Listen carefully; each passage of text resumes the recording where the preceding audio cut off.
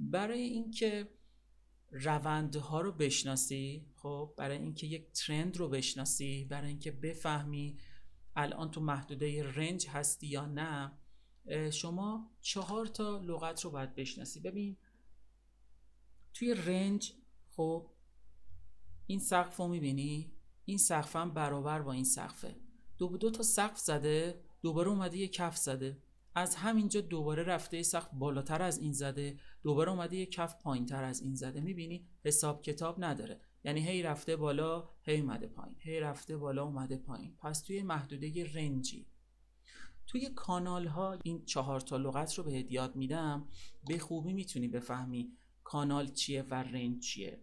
توی رنج ها سقف و کف بالاتر و پایینتر نداریم، ولی تو کانال ها داریم. بریم توضیح بدم بهتون. برای شناخت این سایکل ها باید 4 تا لغت رو بشناسی. H یعنی higher high، سقفی بالاتر از سقف قبلی. شما یه روندی رو داری، ببین بای میزنن یه عده، یه اصلاح رو داری، گفتیم اینجا یه عده بای زدن، اینجا تیپیشون میخوره، اونایی که بای زدن اینجا از معامله خارج میشن، یه عده همراهشون سل میزنن، ولی چون قدرت خریدارا بیشتره دوباره اینجا زیرش رو میگیرن و میره بالا، میره بالا، دوباره همین پروسه تکرار میشه، دوباره یه اصلاح داره، میری بالا. خب ببین این بالا اینجا سقف توه، رنگ بهتر انتخاب کنم، اینجا سقف توه، اینجا کف توه، اینجا سقف توه، اینجا کف توه. این دوتا سقف، این سقف بالاتر زده شده، این کف هم بالاتر نسبت به این کف زده شده. دوباره این بالا که بری میبینی دوباره اینجا یه سقف بالاتر از این داری، دوباره اینجا یه کف، احتمالاً اینطوری میشه دیگه، دوباره یه کفی بالاتر داشتی. به این حالت میگن سقف بالاتر زده شده و کف بالاتر زده شده، یعنی higher high.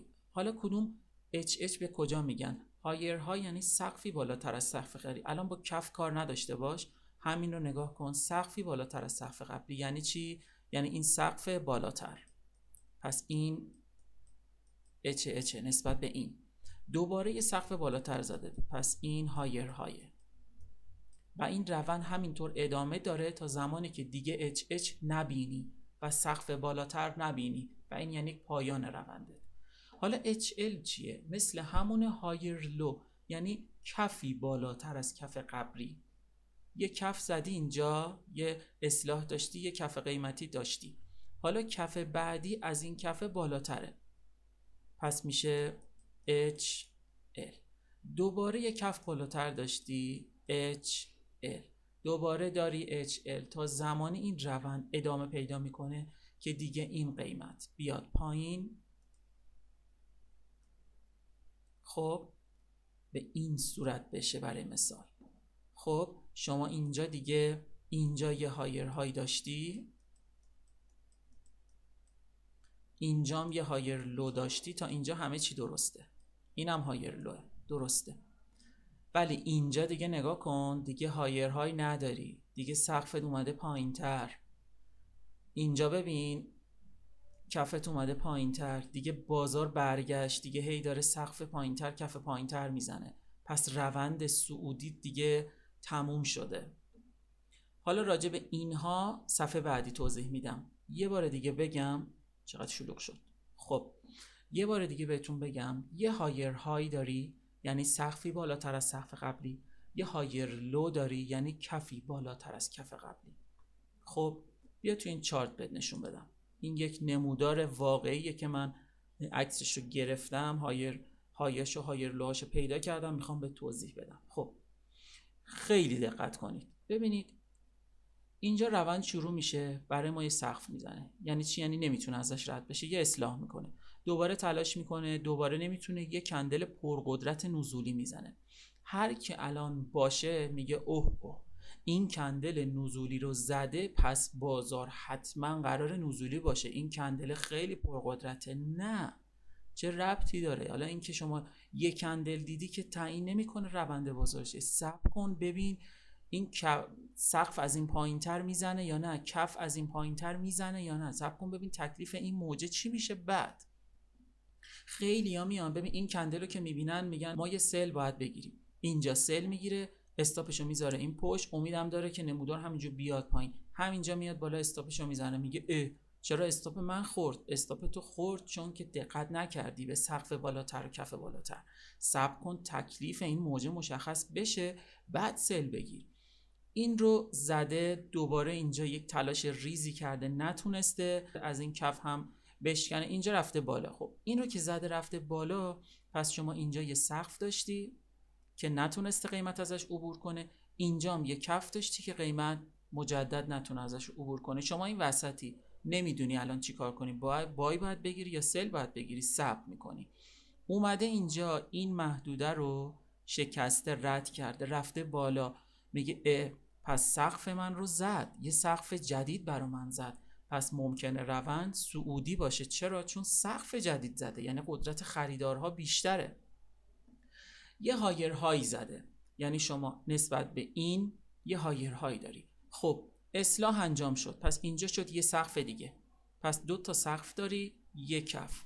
یه اصلاح انجام میده، اصلاح اینجا که انجام میده از همینجا برمیگرده بالا، میگه خب پس دیگه مطمئن شدم که روند من صعودیه. چرا؟ چون یه هایر های دارم، اصلاح هم تا اینجا بوده، نسبت به این یه هایر لو هم دارم، یعنی این 2 تا نقطه به تو نشون میده که روند تو صعودی خواهد بود به احتمال زیاد. خب ساب میکنی میره بالا. حالا اینکه اینجا میتونی پوزیشن بگیری، اینجا میتونی پوزیشن بگیری، آره میتونی، ولی من الان نمیخوام راجع به پوزیشن گرفتن صحبت کنم، فقط میخوام هایر هایا و هایر لو رو بهت نشون بدم. میره بالا، میره قیمت بالا به صورت اسپایک. ببینی این اسپایکه، این 3 تا نکته هایر های و هایر لو و این اسپایکه، یعنی داره به تو میگه سل تو رو خدا نگیر، هر چی میگیری فقط بایه. من بهت هایر های دادم، هایر لو دادم، یه اسپایک هم بهت دادم، دیگه تو رو خدا سل نگیر. متوجه باش که روند تو صعودیه، باید هر چقدر میتونی بای بگیری.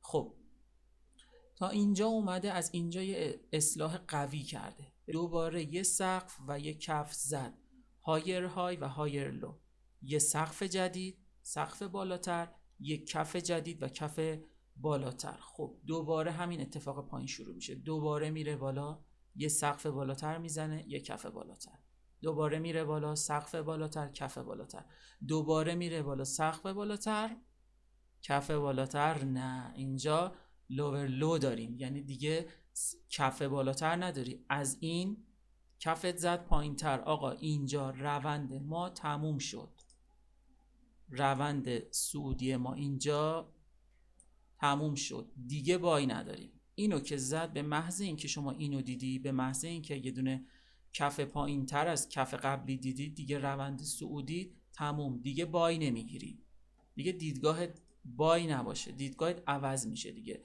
و ببین دوباره اینم بهت نشون بدم، اینم نگاه،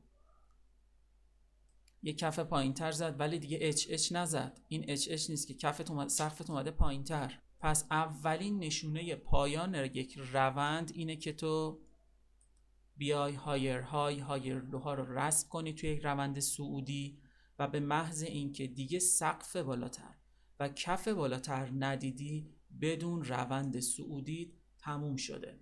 و وقتی که روند تمام بشه دیگه نباید بای بگیری، میگی خب آقا اینقدر که رفته بالا، شما اینجا رو در نظر بگیری، میگی خب از اینجا دوباره اینقدر رفته بالا، اینقدر رو ممکنه نره بالا و از همینجا برگرده پایین.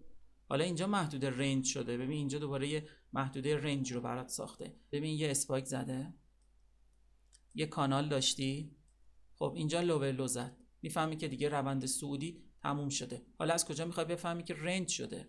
نگاه کن، سقف بالا زده، اینجا سقف بالاتر نزده ولی کف بالاتر زده، اینجا سقف بالاتر زده، کف بالاتر هم زده. ببین اینجا یه سقف حالا یه مقدار بالاتر ولی کفش رو نگاه، اومده همه این کف رو زده، یعنی هی کف و سقف بالاتر پایین تر میزنه بلا تکلیفه. این یعنی بازارت رنجه، یعنی باید بالا بفروشی پایین بخری. حالا اگه میتونی تو رنج ترید کنی، نمیتونی هم که آقا اینجا بای تو گرفتی از پای سیستم بلند میشی. خب بریم صفحه بعدی. خب حالا از کجا بفهمیم روند ما نزولی شده؟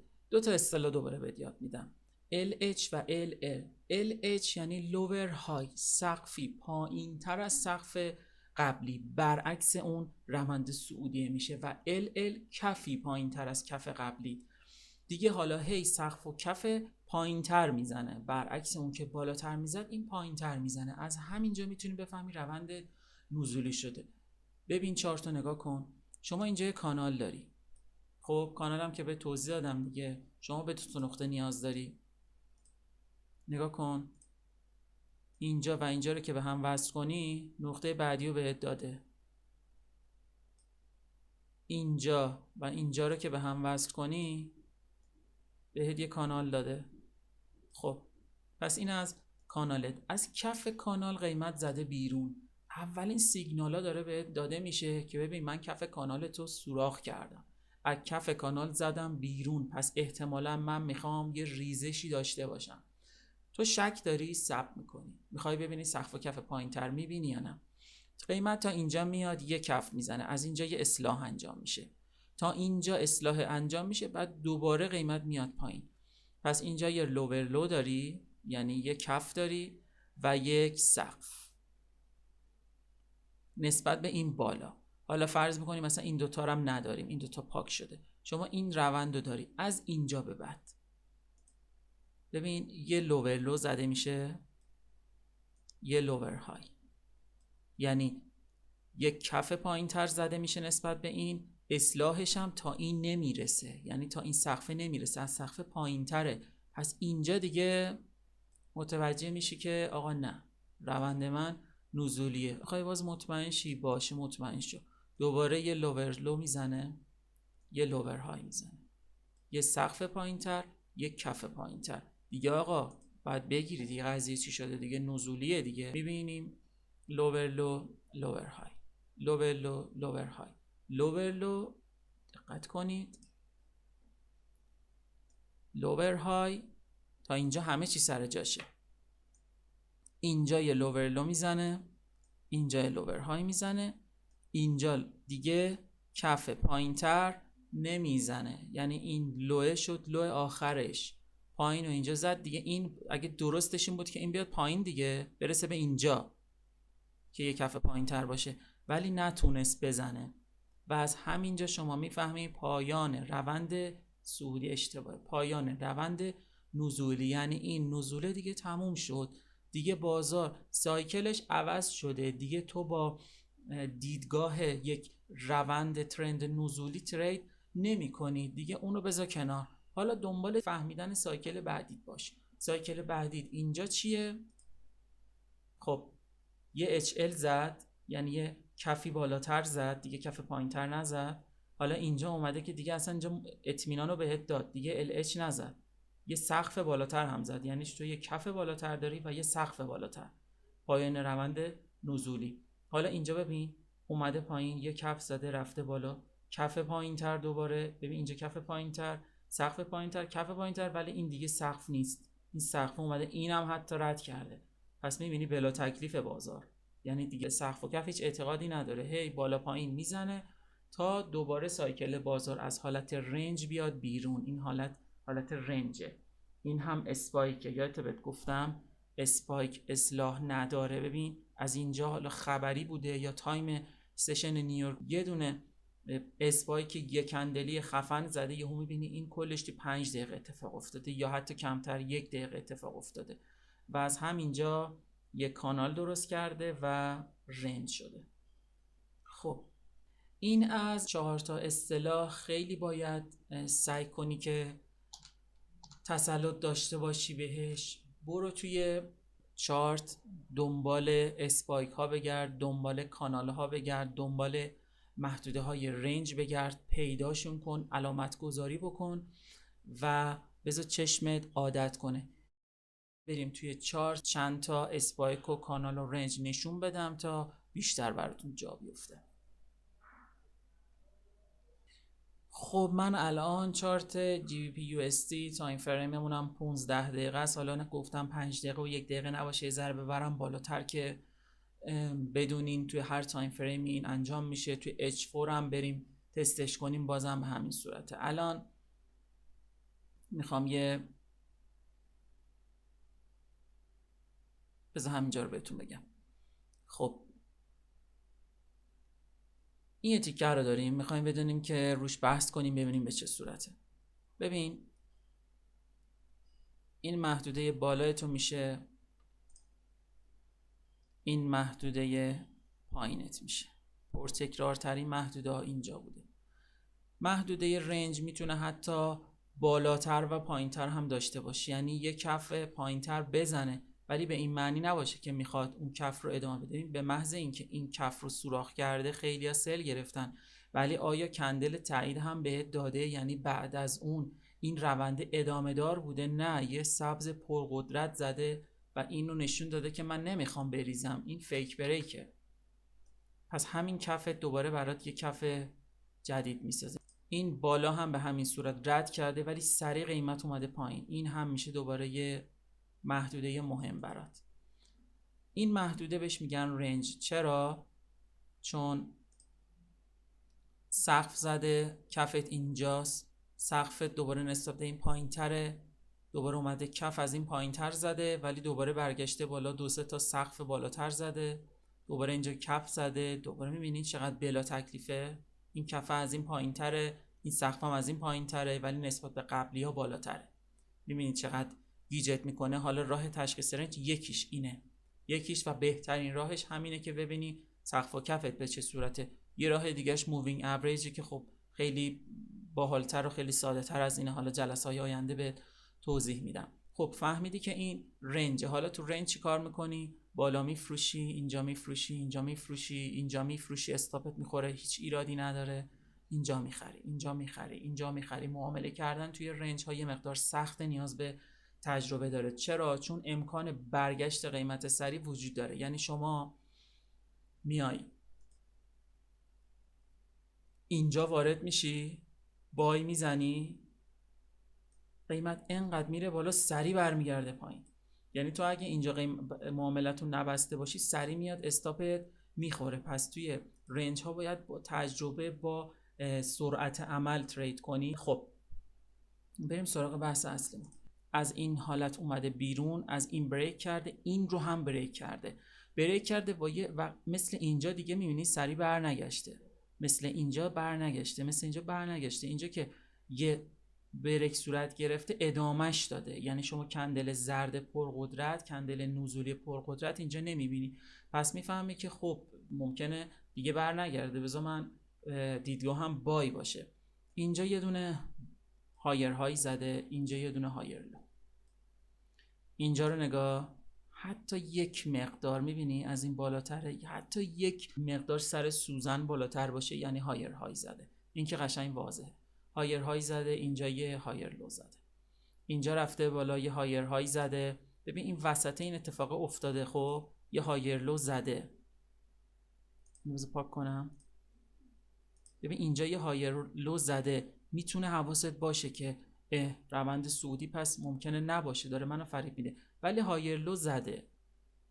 باز ثبت میکنی، میبینی خب اینجا دوباره هایر های شد، نسبت به این دوباره هایر لو شد. زبان منم هی میگیرم انقدر هایر لو گفتم هی. اینجا یه کف بالاتر نسبت به این دوتا زده. این دوتا رو پاک کنم، ببین کف بالاتره، میبینی سقفم بالاتر از این است. اینجا دوباره بالاتر زده ولی اصلاحش میبینی چقدر قشنگ. الان یه براشون سواله که میگن اصلاحش اینه. خب باشه، این نسبت به این بالاتره، باشه، هنوز سعودیه. اینو زد، یه هایر های که دیگه نزد که نسبت به این که دیگه نیست هایر های. این دیگه لو شد دیگه، از این اومد پایین تر دیگه، و اینکه این دیگه اومد پایین دیگه، این لو از همه این لوها پایین تره. پس دیگه آقا روند صعودی دوباره اینجا تموم شد. دیدگاه تو بای نباید باشه دیگه با این لو خفنی که اینجا دیدی. حالا اینجا دوباره یه بالا زد، یه پایین زد، دوباره یه بالا زد، پایینه، از این پایین تره این محدوده، پس میفهمی رنج بوده، اصلا صعودی نبوده. این بالات میشه، این پایینت میشه، این روند رنجت بوده. ببین شما زمانی که ما الان اینجا رو داریم میفهمیم رنج بوده، ولی وقتی که اینجا بوده، ببین شما فرض کن از اینجا به بعد رو نداری.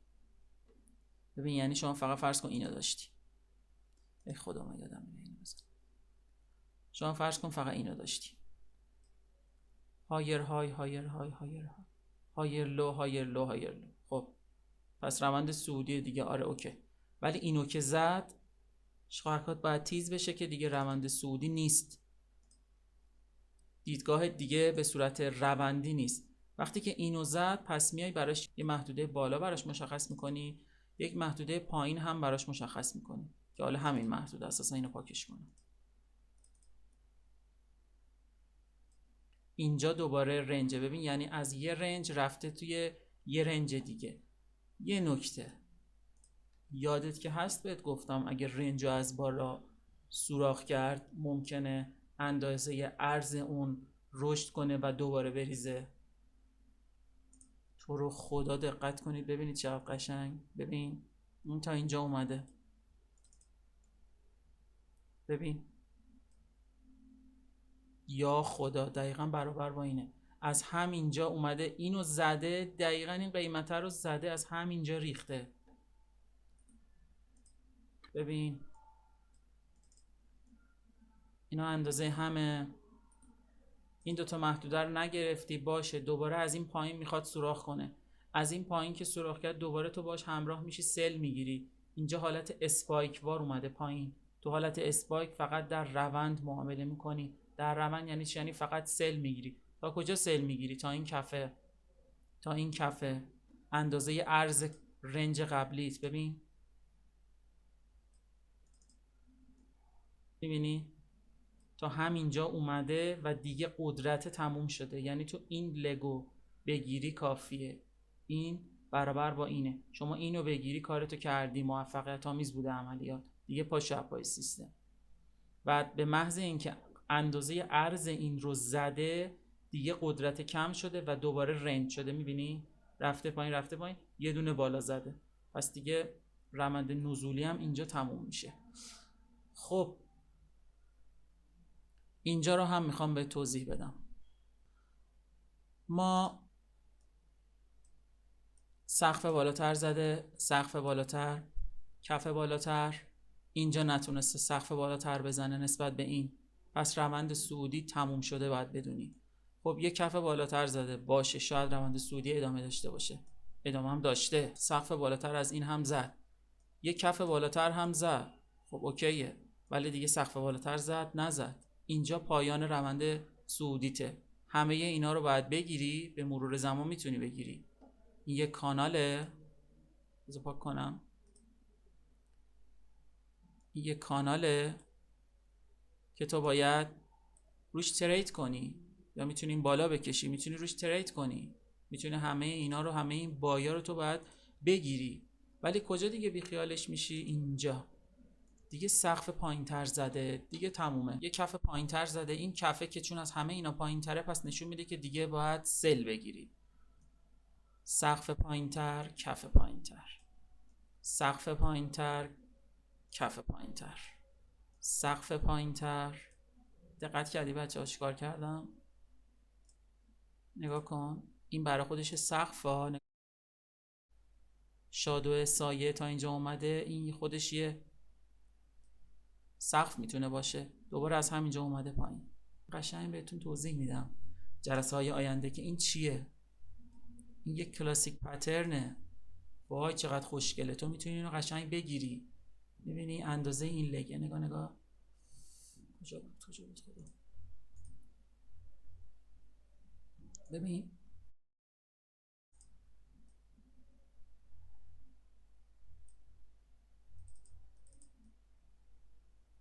نگاه کن، از همینجا که یه اصلاح شده بود اندازه همین ریخته و مقدارش با این برابره. حالا از اینجام که قرار بدی ببخشید صدای من گرفت، نگاه کن یه لگ نزولی زد، کجا انقدر تکون نخوریم، یه لگ نزولی زد از اینجا تا اینجا ریخت، یه اصلاح انجام داد، دوباره ریخت خدا، دوباره ریخت تا کجا؟ اندازه همانقدر ریخت، دوباره یه اصلاح انجام داد، دوباره تا کجا ریخت؟ اندازه همانقدر ریخت. نگاه کن تقریبا برابره با هم. خب برای خودت رنج بکش، تشخیص بده که اینجا رنج شده، حتی اگه اشتباه میکشی آقا تشخیص دادی که رنجه، به مرور زمان خودش درست میشه، نگران نباش. ای من میبینم میخوام بیخیال شم، ای ذاتم نمیذاره. نگاه کن ببین این لگا رو یاد بگیری ترکوندی، دقیقا این قیمتو که دیده ریخته. این عرض این رنجا رو خیلی دقت کنید و با لگ ها خیلی کار میکنیم، من با لگ ها شما رو پولدار میکنم، بهت قول میدم. خب موفق باشی، برو تمرین کن، حسابی بترکون، به هدفت فکر کن و بهترین خودتو انجام بده. خداحافظ.